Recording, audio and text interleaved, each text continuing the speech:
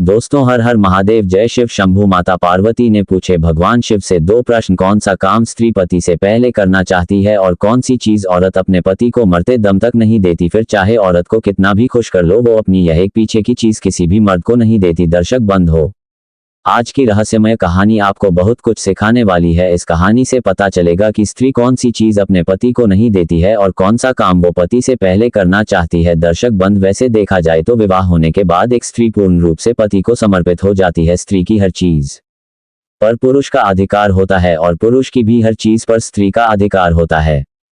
स्वेच्छा से एक महिला अपने पति को खुश रखने के लिए हर वो चीज उसे सौंप देती है जिसमें पति की खुशी होती है। दोस्तों, पर ऐसी क्या चीज है जो स्त्री मरते दम तक अपने पति को नहीं देती? ऐसा कौन सा काम है जो पति से पहले करना चाहती है? मित्रों, ये प्रश्न सुनने में थोड़ा अजीब जरूर लगता होगा, पर यह प्रश्न हमारे धर्म ग्रंथों और रीति रिवाजों से पृथक नहीं है, इसलिए इसका उत्तर लगभग सभी जानते होंगे कि कौन सी चीज है जो पुरुष जीते जी अपनी पत्नी को दे सकता है पर स्त्री जीते जी अपने पति को नहीं दे सकती। तो आइए सुनते हैं इस कहानी के माध्यम से। दोस्तों, सबसे पहले सच्चे दिल से कमेंट बॉक्स में लिख दें हर हर महादेव और भगवान शिव के लिए एक लाइक जरूर करें। भगवान को लाइक करने में कंजूसी न करें। मित्रों, बात कुछ पुरानी है। एक बार कैलाश पर भगवान शिव और माता पार्वती चौंसक का खेल खेल रहे थे। खेल ही खेल में उनके बीच वार्तालाप हो रहा था। माता पार्वती ने सोचा कि क्यों ना भोलेनाथ से कुछ ज्ञान भी अर्जित कर लिया जाए। यही सोचकर माता पार्वती ने उनसे बीच बीच में प्रश्न करती जाती थी, जिनका जवाब भगवान महादेव बड़े ही सुंदर ढंग से देते थे। प्रश्न करते करते माता पार्वती ने एक ऐसा प्रश्न पूछ लिया जो बड़ा ही रहस्यपूर्ण था। माता पार्वती ने पूछा, हे देवाधिदेव, मुझे ये बताए, एक स्त्री और पुरुष का रिश्ता प्रेम, विश्वास, त्याग और समर्पण से बनता है। यदि इनमें किसी चीज का अभाव रहता है तो रिश्ते की नींव कमजोर पड़ जाती है। कई बार तो इनके अभाव के चलते रिश्ता टूट भी जाता है। कहते हैं इसमें कपट के लिए कोई स्थान नहीं है। अगर स्त्री पुरुष के बीच का पता जाता है तो रिश्ता टूटने की कगार पर पहुंच जाता है। और जहां प्रेम होता है, विश्वास होता है, वहीं गृहस्थ जीवन खुशहाल होता है। और जहां झूठ और कपट का लेश मात्र भी अंश होता है, वहां गृहस्थ जीवन कला और क्लेशों से भरा रहता है। वहां पति और पत्नी के रिश्तों में कोई मजबूती नहीं रहती। इसलिए मैं ये जानना चाहती हूँ कि स्त्री कौन सी चीज अपने पति को मरते दम तक नहीं देती और कौन सा काम को पति से पहले करना चाहती है, जबकि हर काम में स्त्री अपने पति को ही आगे रखती है। फिर ऐसा कौन सा काम है जो वह पति से भी पहले करना चाहती है? दर्शक बंधुओं, माता पार्वती के दोनों प्रश्नों को सुनकर भगवान शिव मुस्कुराते हुए बोले, हे देवी, जिन प्रश्नों के उत्तर तुम जानना चाहती हो उनके जवाब मैं तुम्हें एक कहानी के माध्यम से सुनाता हूँ। ध्यान से सुनो। धरती लोक पर एक बड़ा ही सुंदर नगर था। उसी नगर के राजा के बेटे का विवाह होने वाला था। राजा के महलों को, नगर की गलियों को फूलों से, रंगों से सजाया जा रहा था। उधर राजकुमार का विवाह जिस कन्या से होने वाला था वो बहुत ही रूपवान थी। राजकुमार अपने कक्ष में पड़ा हुआ राजकुमारी के बारे में सोच रहा था। सोचते सोचते अचानक से उसके मन में राजकुमारी से मिलने की इच्छा जागृत हो उठी। वह उसी क्षण राजकुमारी के पास जाना चाहता था। उसने एक योजना बनाई और सबसे छुपते छुपाते महल से निकल चला। अस्तबल से घोड़ा लिया और घोड़े पर सवार होकर राजकुमारी से मिलने के लिए चल दिया। चलते चलते जब वो एक जंगल के रास्ते से गुजरा तो वहां उसे बहुत जोर की प्यास लगने लगी। अब तो राजकुमार पानी की तलाश में इधर उधर भटकने लगा। कहीं कोई जलाशय दिखाई नहीं दे रहा था। यदि कहीं कोई नदी या तालाब मिल भी जाता तो उसमें पानी नजर नहीं आता। इस प्रकार प्यास से व्याकुल होकर राजकुमार एक झोपड़ी के पास पहुंचा। वहीं पास में ही एक कुआं दिखाई पड़ा। कुआं को देखकर उसे कुछ उम्मीद जागी, शायद स्कूल में पानी हो। राजकुमार ने कुएं में झांक कर देखा तो सचमुच कुएं में पानी भरा था। पानी को देखकर उसकी प्यास और भी तीव्र हो उठी। अब तो उसने बिना देर किए कुएं से जल निकाला और पानी पीने लगा। जब उसने पेट भर के जल पी लिया तभी क्या देखता है कि उस झोपड़ी से एक बुढ़िया निकल कर आती है। वह बुढ़िया उस राजकुमार को कहने लगे थे, मुसाफिर, कहीं तुमने इस कुएं का जल तो नहीं पी लिया? यदि तुमने इस कुएं का जल पिया है तब तो तुमने बहुत बड़ी भूल कर दी है। ये कुआं एक रस्सी के द्वारा स्थापित है। इस कुएं का जल पीने वाला मनुष्य नरभक्षी बन जाता है। आज से तुम भी हर रोज रात होते ही नरभक्षी बन जाओगे। उस समय तुम्हारे पास जो मनुष्य आएगा तुम उसका भक्षण कर लोगे। उस समय तो यह नहीं सोचोगे कि यह मेरी माता है, यह मेरे पिता है, यह मेरी पत्नी है, यह मेरे भाई हैं या यह मेरी बहन है। उस समय तुम्हारे निकट दिखाई देने वाला मनुष्य या पशु सिर्फ तुम्हारा भोजन होगा। दर्शक बंधु, उस बुढ़िया के मुख से शराब की बात सुनकर राजकुमार बड़ा दुखी होने लगा। कहने लगा, माताश्री, तब तो मैंने इस कुएं का जल पीकर घोर अनर्थ कर डाला है। ऐसे तो मैं ना जाने कितने मनुष्यों को हर रोज अपना आहार बना होगा, जिसमें मेरे अपने भी शामिल हो सकते हैं।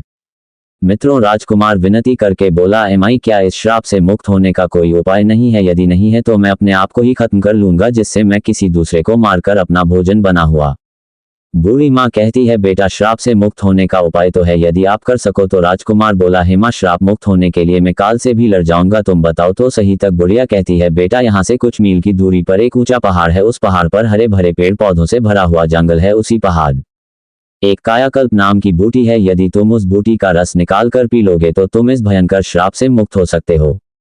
लेकिन इतना ध्यान रखना, रात होने पर तुम किसी एकांत स्थान पर जाकर छुप जाना। यदि आप कहीं मनुष्यों की बस्ती में ठहर गए तो ना जाने कितने निर्दोष मनुष्य तुम्हारा आहार बन जाएंगे। मित्रों, राजकुमार ने कहा, ठीक है, मैं इस बात को भली भांति ध्यान रखूंगा। इतना कहकर राजकुमार उस कायाकल्प औषधि को ढूंढने के लिए चल दिया। इधर माता पार्वती और भगवान शिव इस दृश्य को देख रहे थे। पार्वती जी कहने लगे, प्रभु, कुछ समझ में नहीं आ रहा है कि आप मेरे प्रश्न का उत्तर किस प्रकार देना चाहते हैं। भगवान शिव बोले, देवी धैर्य रखें, आपको आपके प्रश्नों के जवाब इसी कहानी से मिलने वाले हैं, आप बस इस कहानी को ध्यान से सुनते जाइए। दर्शक बंद हो। उधर वह लड़का राजकुमार बड़ा चिंतित होता हुआ उस पर्वत की ओर बढ़ता जा रहा था। औषधि वाला पर्वत वहां से काफी दूर था, इधर अंधेरा भी हो चला था। राजकुमार ने सोचा कि अब आगे का रास्ता मैं सुबह सूर्य निकलने के बाद तय करूंगा, पहले मैं किसी निर्जन स्थान पर जाकर रात गुजार लेता हूं। यदि मैं नरभक्षी बन गया तो मेरे द्वारा निर्दोष लोगों की जान चली जाएगी। मित्रों, राजकुमार राजकुमारी से मिलने का विचार तो त्याग ही चुका था, क्योंकि वह जानता था कि इस दशा में राजकुमारी से मिलना भी उसके लिए हितकर नहीं है। वो राजकुमार गांव व नगरों को बचाता हुआ जंगल की ओर चला गया, जहां किसी मनुष्य के आने जाने का मार्ग नहीं था। उसने अपने आप को एक पर्वत की गुफा में बंद कर लिया। इधर काफी रात हो चली थी। वो राजकुमार नरभक्षी के रूप में परिवर्तित होने ही वाला था। इधर हो राजकुमार ने जिस गुफा में अपने आप को छुपाया था, उसी गुफा में एक बड़ा ही खूंखार भेड़िया रहता था। वह भेड़िया आए दिन लोगों की जान लेता रहता था। चारों तरफ लोगों के मन में उस भेड़िए को देखकर दहशत बनी हुई थी। इधर क्या हुआ, जब वो राजकुमार गुफा के अंदर पहुंचा तो उसे खूंखार भेड़िया गुफा के अंदर बैठा मिला। उस भेड़िया ने राजकुमार को देखा तो मन में बड़ा खुश हुआ कि आज तो घर बैठे ही भोजन चलकर आ गया। भेड़िया गुर्राता हुआ उस राजकुमार की ओर चल पड़ता है। वो उसे खाने ही वाला था कि इतने में राजकुमार पर उस श्राप का असर होने लगा। पल भर में ही वह मनुष्य से नरभक्षी पिशाच के रूप में बदल गया। भेड़िया ने देखा कि यह तो कोई मुझसे भी अधिक खूंखार जानवर है। वो एकदम से डर गया और अपने आप को छुपाने के लिए जगह ढूंढने लगा। नरभक्षी राजकुमार भी भेड़िया को देखकर उसके ऊपर टूट पड़ा और थोड़ी ही देर में वह भेद को मारकर खा जाता है। दर्शक बंद हुआ। इस प्रकार राजकुमार ने नरभक्षी के रूप में रात उस गुफा में बिताई और सुबह होते ही वह अपने रूप में आ गया। राजकुमार गुफा से निकलकर आगे की राह तय करने लगा। तभी कुछ गांव के लोगों ने देखा कि यह नवयुवक तो उस दिशा से आ रहा है जिधर वह आदमखोर भेड़िया रहता है। लोगों को उसे जीवित देखकर बड़ा आश्चर्य हुआ। सब लोग पूछने लगे, अरे भैया, तुम कौन हो और इधर कहां से आ रहे हो? इधर तो एक बड़ा ही खूंखार भेड़िया रहता है जो लोगों को मारकर खा जाता है, तुम भला जीवित कैसे बचाएं? तब राजकुमार ने बताया, अरे भाई, मुझे किस बात का भय लगता है? जिस भेड़िया की आप बात कर रहे हो वो तो उस गुफा के द्वार पर मरा पड़ा है, मैंने उसे मार डाला। राजकुमार की बात सुनकर गांव वालों को बड़ा आश्चर्य हुआ। वे सब इस बात की पड़ताल करने के लिए गुफा के पास गए तो देखा सचमुच वह भेड़िया मरा पड़ा था। ये देखकर लोगों के मन में भेड़िया को लेकर जो दहशत थी वो खत्म हो गई और पूरे राज्य में इस बात की खबर फैल गई कि एक सामान्य पुरुष ने उस भीड़ को मार डाला है। जब ये बात वहां के राजा को पता चली तो वो राजा उस राजकुमार को मिलने के लिए अपने महल में बुलाता है और कहता है कि वीर युवक, तुमने उस भेड़िया को मारकर हमारी प्रजा को निभाई कर दिया है। मैं तुम्हारी वीरता और साहस का कायल हो गया हो। तुमने मुझे बहुत बड़ी प्रसन्नता दी है। इस खुशी में मैं तुम्हें एक उड़न खटोला भेंट करता हूँ। उड़न खटोला तुम्हें पल भर में यहाँ से वहां पहुंचा सकता है। दर्शक बंद हो। राजा से उड़न खटोला पाकर राजकुमार भी बड़ा खुश होता है। सोचने लगा, ये तो बड़ा अच्छा हुआ, अब मैं इसी उड़न खटोले पर बैठकर उस पर्वत पर आसानी से पहुंच जाऊंगा। मित्रों, राजकुमार ने वैसा ही किया। वो उस जादुई उड़न खटोले पर सवार हुआ और उस पर्वत पर जा पहुंचा। उसने देखा कि वहां कायाकल्प नाम की अनेक बूटियां चमक रही थी जो बार बार अपना रूप बदल रही थी। बूढ़ी माँ ने उसे पहले ही बता दिया था कि जो बूटी अपना रंग रूप बदलती दिखाई दे उसी का रस निकालकर पी लेना। राजकुमार ने बिना समय गंवाए कायाकल्प बूटी का रस निकालकर पी लिया, क्योंकि इधर शाम होने वाली थी। राजकुमार अपनी रोग हो चुका था। राजकुमार ने क्या किया, वह उस उड़न खटोले पर बैठकर अपनी राजकुमारी के नगर को चला आया। वहां पहुंचकर वह अपनी राजकुमारी से मिलता है। राजकुमारी भी राजकुमार से मिलकर बड़ा प्रसन्न होती है। इधर राजकुमार ने अपने नगर में खबर भिजवा दी कि आप बारात लेकर आई है, मैं अपनी ससुराल पहुंच चुका हो। इधर राजकुमार की बारात आती है और अगले दिन उसका राजकुमारी के साथ बड़ी धूमधाम के साथ विवाह हो जाता है और वे अपने नगर को लौट आते हैं। मित्रों, दोनों बड़े आनंद के साथ रहने लगे। कुछ दिनों बाद राजकुमार के घर में एक पुत्र का जन्म होता है। पुत्र की खुशी में राज परिवार में जश्न मनाया गया, प्रजा में मिठाइयां बांटी गई। इधर माता पार्वती ने भगवान शिव से पूछा, प्रभु, आपकी लीला मेरे समझ में नहीं आई। एक प्रश्न का उत्तर बताने के लिए आपने मुझे एक राजकुमार की पूरी कहानी सुना दी लेकिन उत्तर अभी तक नहीं मिला। तब भगवान शिव बोले, देवी आप बहुत ही जल्द तुम्हारे प्रश्न का उत्तर मिलने वाला है। फिर क्या हुआ, एक दिन उस राजकुमार के राज्य पर शत्रु देश ने चढ़ाई कर दी। राजकुमार अपने दुश्मनों से लड़ने के लिए युद्ध में जाता है। ओडन खटोला की सहायता से उसने दुश्मन सेना को तो खदेड़ दिया, पर युद्ध में तीर लग जाने से उसकी भी जान चली गई। जब राजकुमार की मृत्यु हो जाती है तो सब लोग उसे अर्थी पर रख कर ले जाने लगे। उसकी पत्नी वहीं खड़ी होकर रोती बिलखती दहाड़े मार रही थी। राजकुमार के सभी परिवारजन उसे कंधा दे रहे थे और उसे शमशान की ओर ले जा रहे थे। भगवान शिव ने बताया, देवी यही वह चीज है जो स्त्री अपने पति को नहीं दे सकती और पति तो स्त्री को दे सकता है।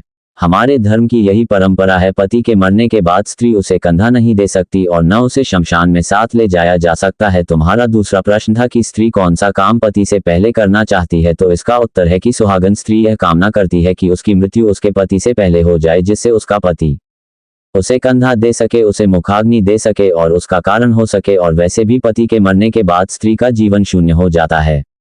पति के बिना उसका जीवन जीवन नहीं रहता। कहते हैं पति के बिना स्त्री की कोई भी कतई नहीं है। एक पुरुष के बिना स्त्री का जीवन बड़ा ही कष्टकारी है। वे नारियां बड़ी भाग्यशाली होती है जिन्हें पति से पहले मृत्यु प्राप्त हो जाती है और पति के हाथों अंतिम संस्कार होने का सौभाग्य प्राप्त होता है।